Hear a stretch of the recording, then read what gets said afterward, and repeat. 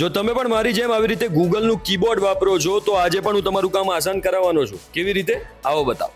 તો કોઈ પણ ચેટમાં જઈને ગૂગલ કીબોર્ડ ઓપન કરો, પછી અહીં નીચે કોમા અને ઇમોજીનું જે બટન આવે છે એની પર ક્લિક કરો, એટલે અહીં જે સેટિંગ્સ દેખાશે એની પર ક્લિક કરશો એટલે કંઈક આવું દેખાશે. એમાં થોડું નીચે સ્ક્રોલ કરો એટલે ઇમોજી, સ્ટીકર અને GIFના ઓપ્શન પર ક્લિક કરો. પછી અહીં જે ઇમોજી ફાસ્ટ એક્સેસ રોનું ટોગલ છે એને ઓન કરી દો. આટલું કરશો એટલે બધા જ ઇમોજી લાઇનસર તમને દેખાવા લાગશે.